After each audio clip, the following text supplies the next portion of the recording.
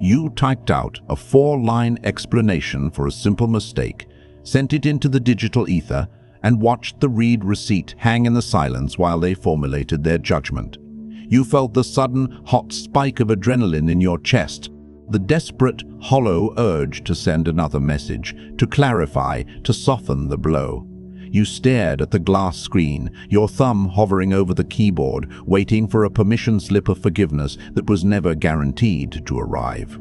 You were told this instinct to explain yourself was a sign of respect and integrity, but that was a lie. Call it the submission of the void. It is the biological impulse to fill conversational or relational silence with justification, acting as an involuntary broadcast of low hierarchical status. Everything that follows will reveal why this single invisible mechanism runs beneath every social interaction, every power imbalance, and every lost negotiation you have ever experienced. Understanding this is not a gift. It is a permanent, heavy weight. Once you see the cold math of human interaction, the comfortable illusion of equal standing shatters forever. If you prefer the comfort of being a well-intentioned pawn, leave now. The architecture of human dominance is not built on aggression. It is built on the conservation of energy. In the primal hierarchies that shaped our nervous systems, the organism with the most power moved the least, reacted the least, and explained the least. It did not need to justify its existence to the pack. Fast forward to the polished corridors of the modern world, and the biology remains entirely unchanged. We do not bare our teeth to establish dominance anymore. We use the allocation of words, the modern boardroom, the digital text thread, the quiet dinner table. These are merely sanitized battlegrounds where the ancient math of predator and prey is calculated in real time. You do not see the fangs, but the nervous system registers the bite. When you walk into a room, an invisible, instantaneous calculus takes place.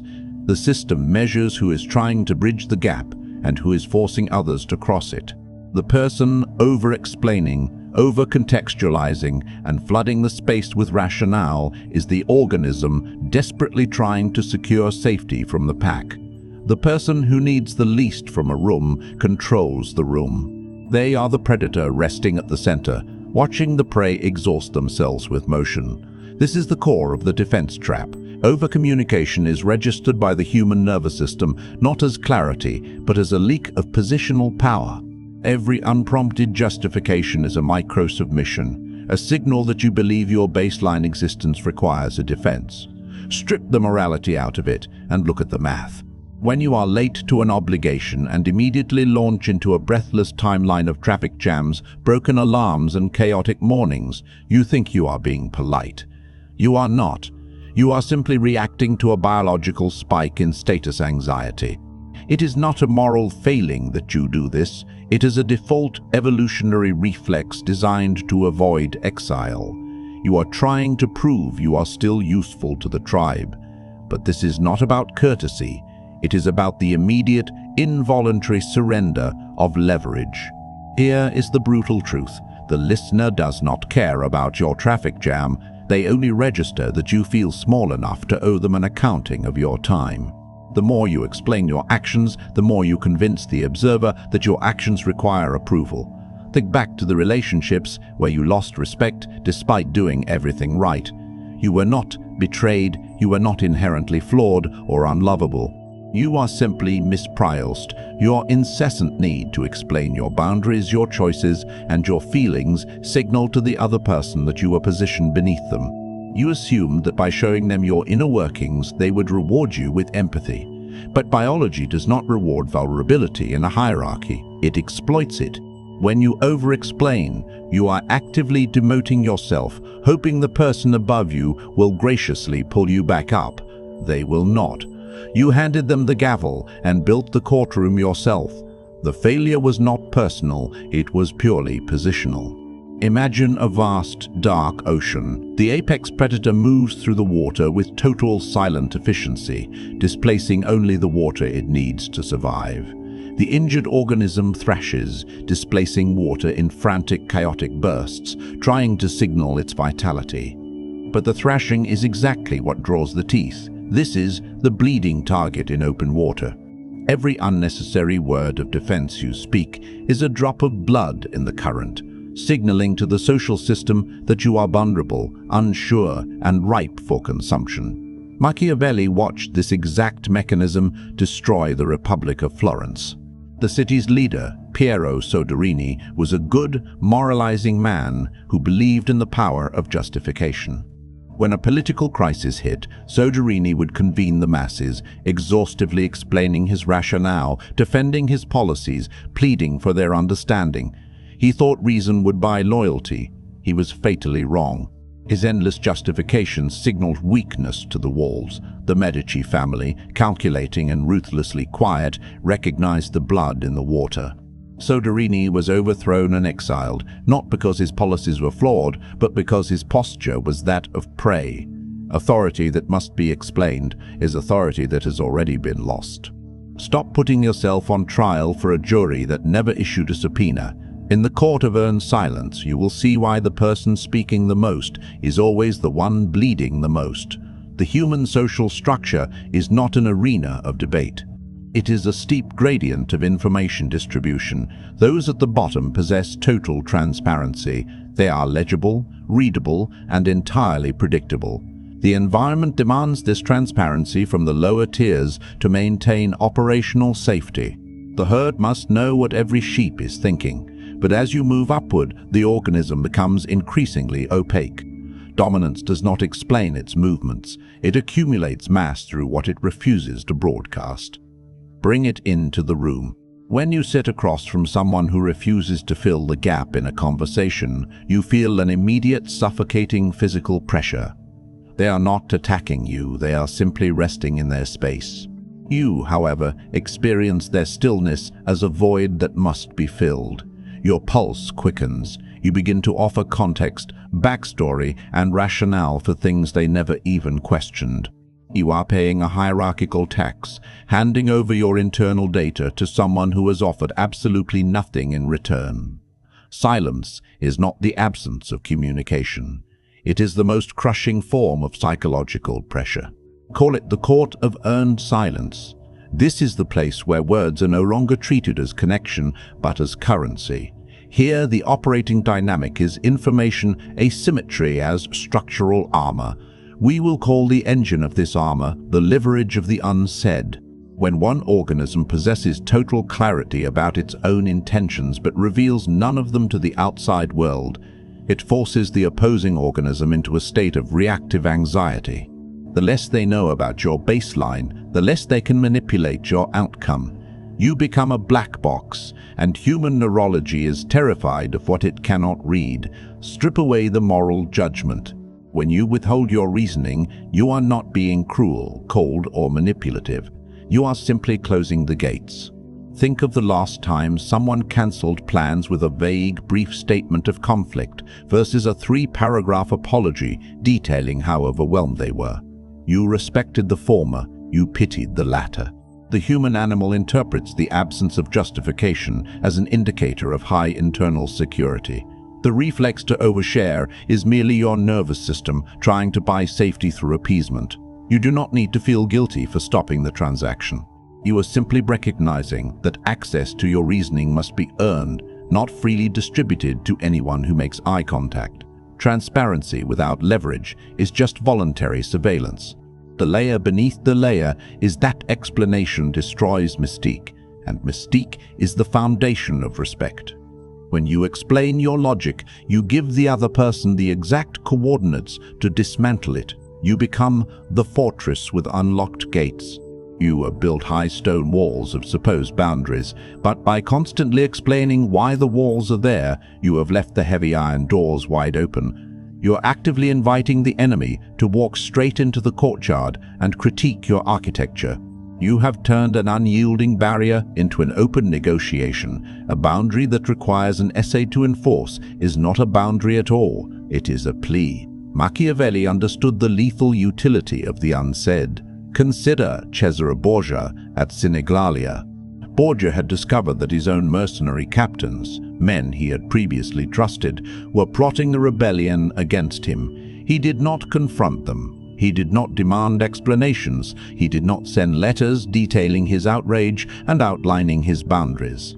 Instead, he summoned them to a meeting under the guise of celebration. His absolute chilling silence regarding their betrayal was the trap that consumed them. Because he did not explain his sudden warmth, their own greed and anxiety filled the void. They walked willingly into his camp, where he had them quietly eliminated. The modern parallel is exactly the same, played out in boardrooms and relationships. Your adversaries will defeat themselves if you stop handing them the blueprint of your mind.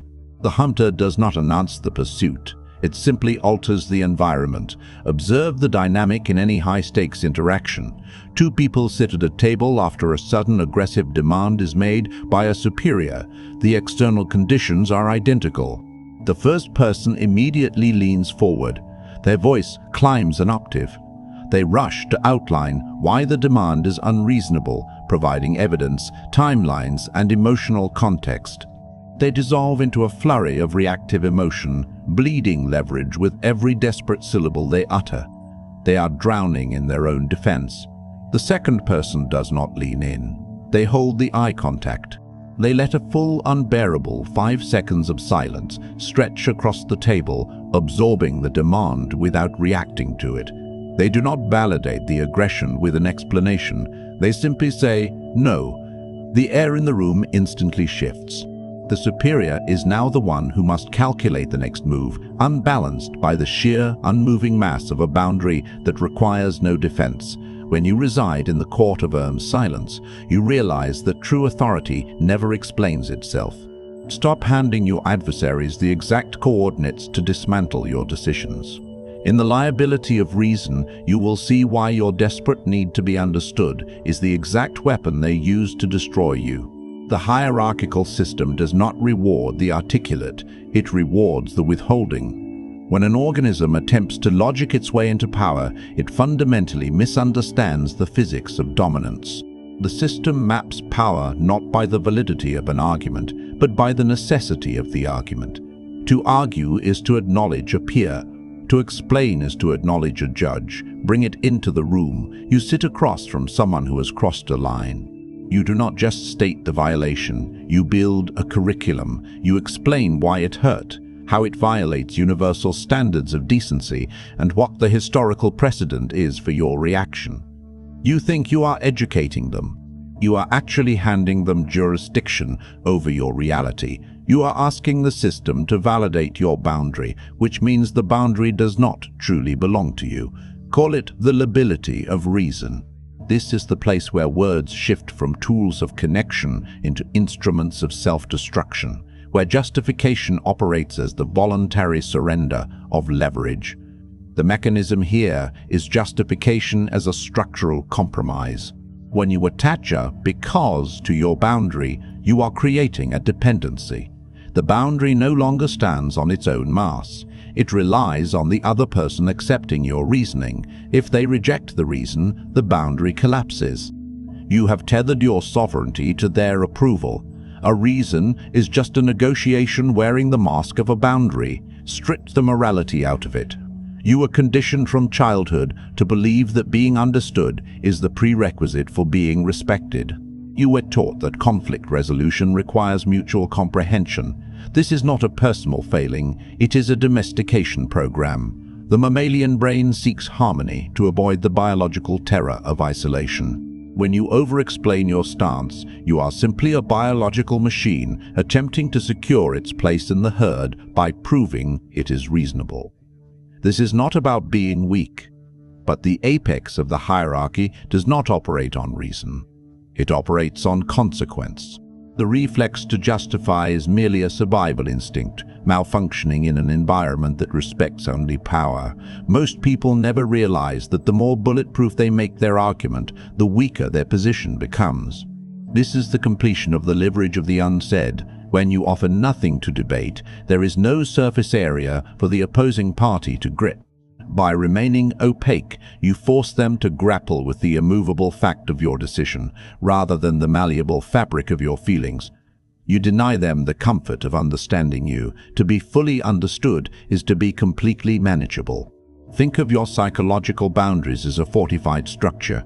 When you justify your actions, you are handing the enemy the blueprint to your walls. You are pointing out the load-bearing pillars of your logic, showing them exactly where the mortar is weak, and inviting them to test the structural integrity. They do not need a battering ram if you have already given them the schematics. You have done the work of the siege for them, mapping out exactly which emotional pressure points will cause a collapse. Look at your history of failed confrontations.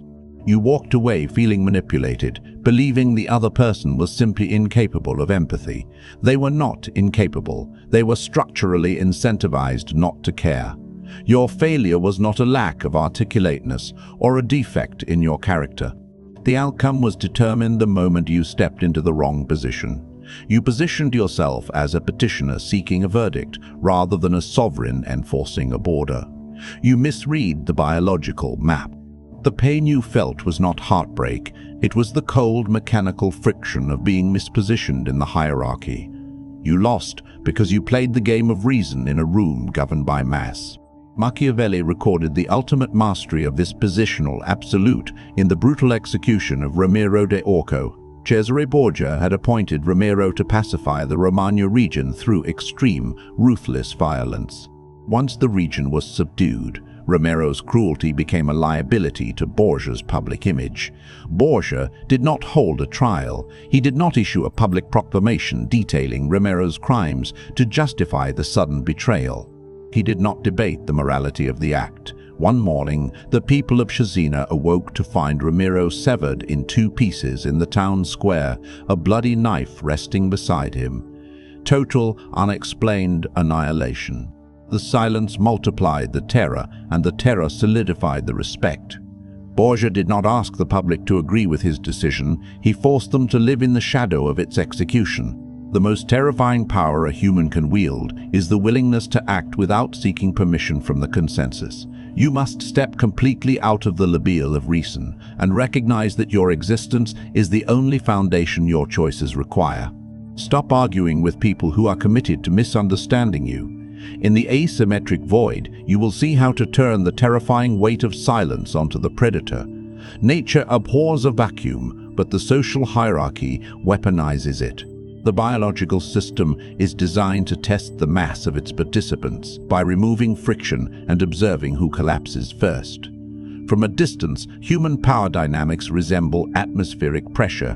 When external pressure drops to 0, the organism with the least internal density will invariably panic. They will move. They will speak. They will offer concessions to a predator that hasn't even bared its teeth. Bring it into the room. A demand is placed on the table. You state your terms. The other party stares back, saying nothing. The air grows thick. Your instinct is to negotiate against yourself, to lower your price to soften the blow. You are experiencing the gravitational pull of the void.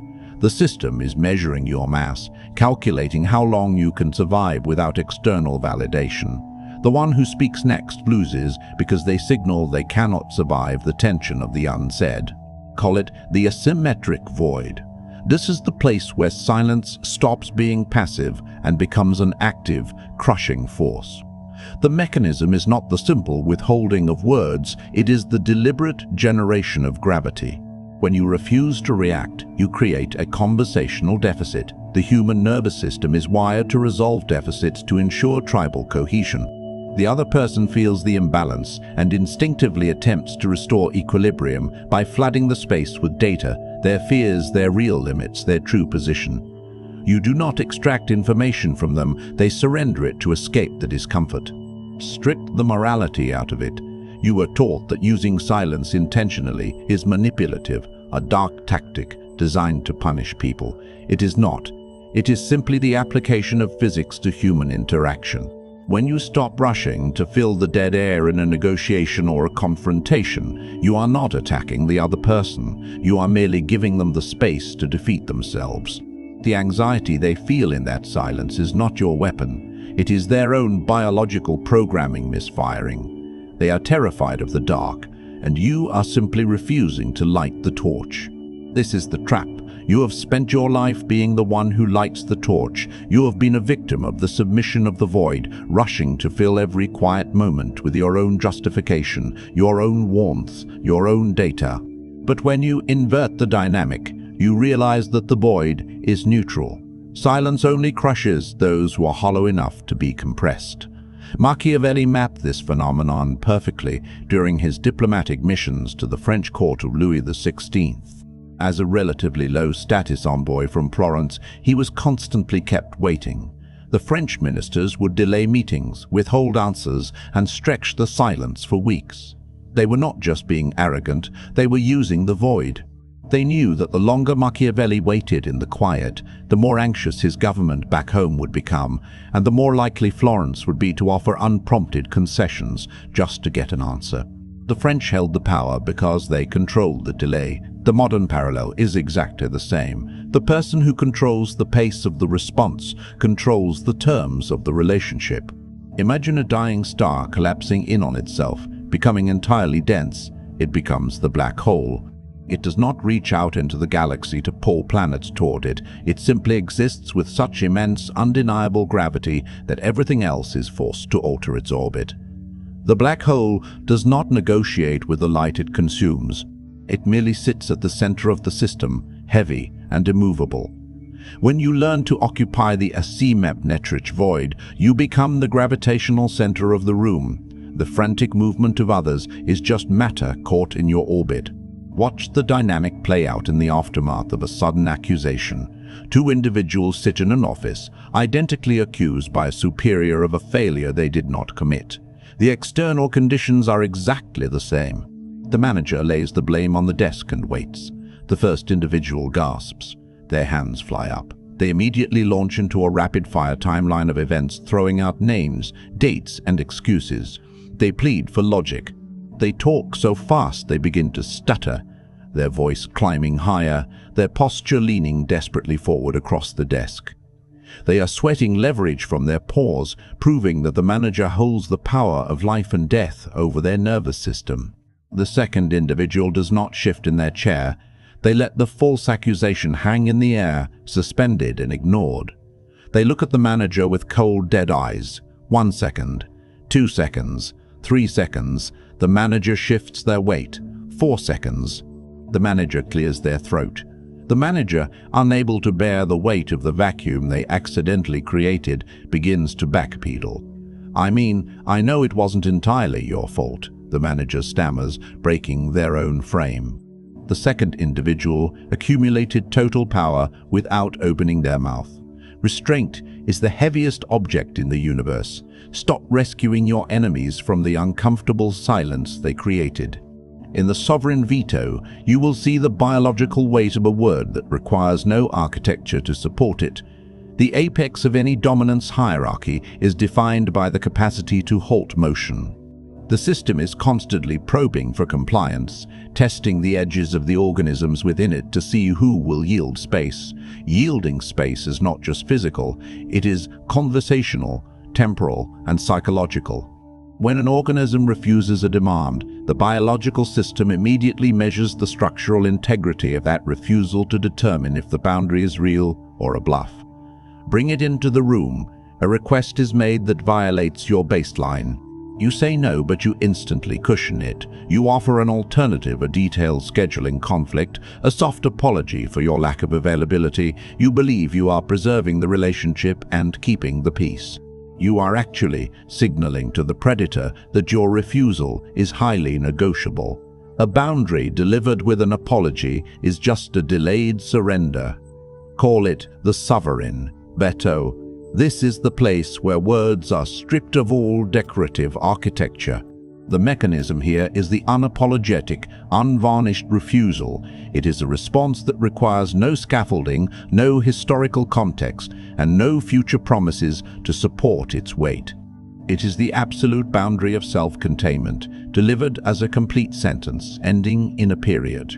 Ground this in your physical reality. When you simply state no or I will not be doing that, without a single trailing syllable, the human nervous system on the receiving end glitches. Strip the morality out of it entirely.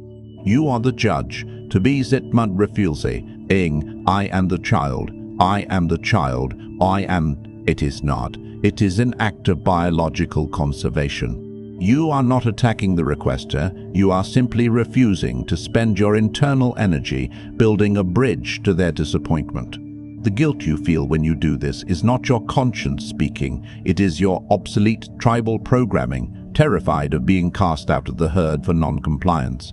The deeper implication is that a flat refusal acts as an informational dead end.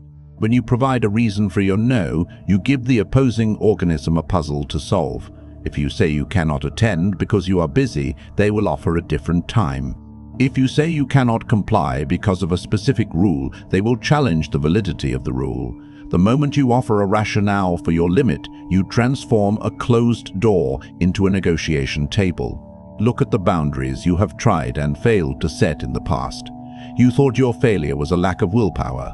You blamed yourself for caving under pressure, believing you were inherently weak, too empathetic, or easily manipulated. Replace that self-blame with cold, positional logic. You did not fail because of a defect in your character, you failed because you were mispositioned. You operated under the delusion that you were in a collaborative environment, so you offered a no because, which the hierarchical system instantly translated into convince me. You misread the terrain. The outcome was biologically predetermined. The second you added a comma instead of a period. Your boundary did not collapse because it was wrong. It collapsed because it was structurally unsound. Machiavelli observed the raw positional dominance of the sovereign veto in the reign of Pope Julius II, the warrior pope. Julius did not behave like a spiritual leader seeking consensus. He behaved like an apex predator reclaiming territory. When he decided to march on Bologna and remove its tyrant, his advisors, allies, and enemies expected diplomacy, lengthy justifications, and theological treatises. Julius offered none. He simply marched. He refused to negotiate, refused to explain his timeline, and refused to justify his absolute authority to his more articulate, overthinking adversaries. His lack of explanation completely paralyzed them. They could not scheme against a man who gave them no logic to deconstruct. His veto was absolute because it was unclouded by reason. This is the granite wall. A granite wall does not have a sign explaining why it was built. It does not apologize for blocking your path. It does not shift its mass because you are frustrated by its presence. It simply exists, heavy, mute, and immovable. When you construct a boundary out of reasons, you are building with wood, easy to chop down, easy to burn. When you execute the sovereign veto, you become stone. This is where the submission of the void finally dies. That desperate hollow urge you felt in the beginning, the biological spike of adrenaline, the frantic need to send another paragraph just to secure a read receipt is permanently eradicated here. You no longer fear the void because your refusal is the void. You are no longer the thrashing prey begging for the pack's understanding. You are the silent architect of your own borders. The ultimate display of power is the ability to let someone misunderstand you without trying to correct them. Stop asking for permission to occupy your own life. In the gravity of the unknown, you will see the final form of the architect, the one who builds without asking permission.